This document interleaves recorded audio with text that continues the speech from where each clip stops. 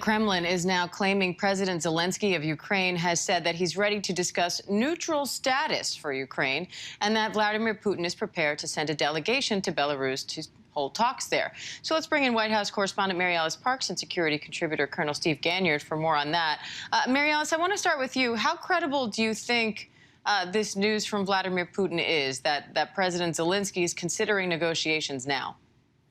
Well, Diane, first, I think we need to be incredibly skeptical of any information coming out of the Kremlin. We've seen just an outpouring of disinformation from the Kremlin over the last several days, several weeks. And of course, Russia would want Ukraine to surrender. They're engaged in a full-on assault. Their end goal would be for Ukraine to surrender and come to the negotiating table. It was interesting that overnight, President Zelensky of Ukraine did say, let's sit at the table for negotiations to stop people dying. The fighting is ongoing all over Ukraine. Clearly, he is also pleading for some negotiations. He doesn't want a war to destroy his entire country either. But he did not call for his forces to lay down their arms or to surrender at this point. So I think we have to watch this hour by hour. And again, I think we have to be pretty skeptical right now about what exactly is coming out of the Kremlin. And Vladimir Putin, on the other hand, has called over and over again for Ukraine troops to put down their weapons, saying, that they mean no harm, they don't intend to attack, but also putting that message out as Russian troops were marching in. So what do you think this message, at least what Vladimir Putin is referring to as neutral status, what do you think he means by that? Yeah, he wants guarantees that the Ukrainian government will not join NATO, probably guarantees that the Ukrainian government will step down. I mean, we've seen this effort to try to choke out the Ukrainian leadership and incredible frustration from Putin and from the Kremlin that President Zelensky has been so willing to align himself with the West, has been moving towards a stronger democracy, has been having closer sort of ties and relationships with Western allies and Western countries, and has enjoyed military support, financial support from the United States over the last several years. All of that is what has frustrated Putin, which led to sort of this tipping point, this unbelievable invasion that we're seeing. President Putin thinking that if he couldn't get his way politically in Ukraine, he would try to take it by force. So I think that we have to be very careful looking into the idea of any possible negotiations between these two leaders when we are still seeing fighting and missiles flying in the streets. And Steve, it seems the leading theory is that Russia wants to install their own government in Ukraine, or at least a Russia-friendly government there. How would that work exactly? And what do you make of this latest announcement from Putin? Yeah, Diane, I think what they would really prefer to have is a puppet government that they could put into Kyiv and to basically be at the beck and call of Moscow. We're watching their forces this morning continue to encircle Kyiv with the intent of pressuring the government and bringing down the fall of the government. But these recent announcements this morning, where we're hearing both the Ukrainians and the Russians say, "Okay, let's talk."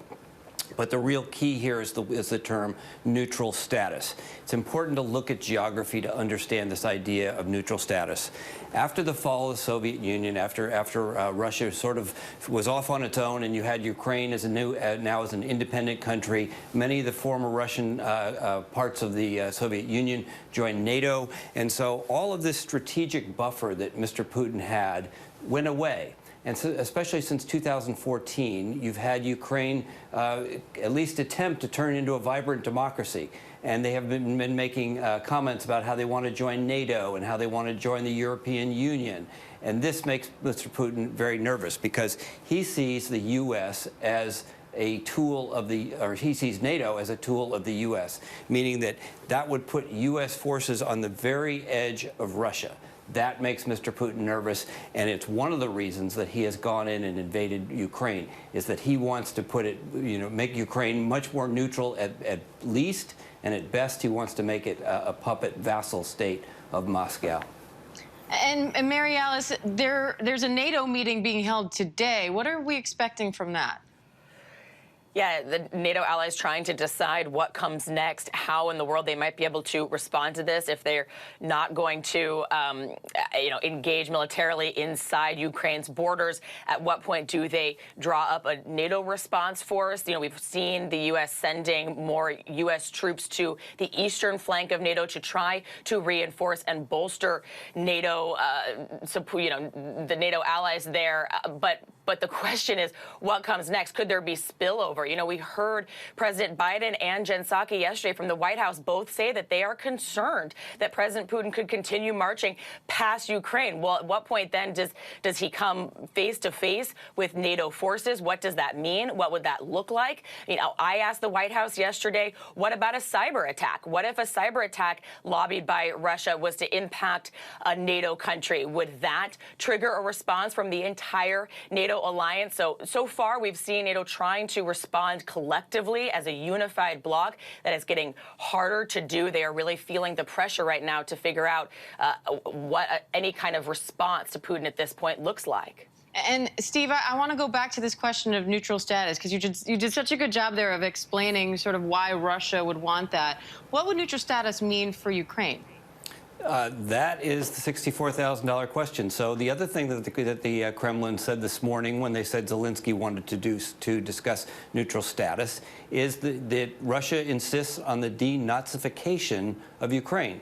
So as far as we know, there's no active Nazi movement or Nazis in Ukraine. So what does this mean? Is that a negotiating tool where the Kremlin will designate people that they say are Nazis that need to be eliminated within the country? So lots of questions on how this negotiation will go. But hopefully, there's a discussion here that could bring an end to this conflict fairly quickly. All right, well, I think a lot of people hoping for that right now. Steve Ganyard, Mary Alice Parks, we appreciate it. Thank you. Hi, everyone. George Stephanopoulos here. Thanks for checking out the ABC News YouTube channel. If you'd like to get more videos, show highlights, and watch live event coverage, click on the right over here to subscribe to our channel. And don't forget to download the ABC News app for breaking news alerts. Thanks for watching.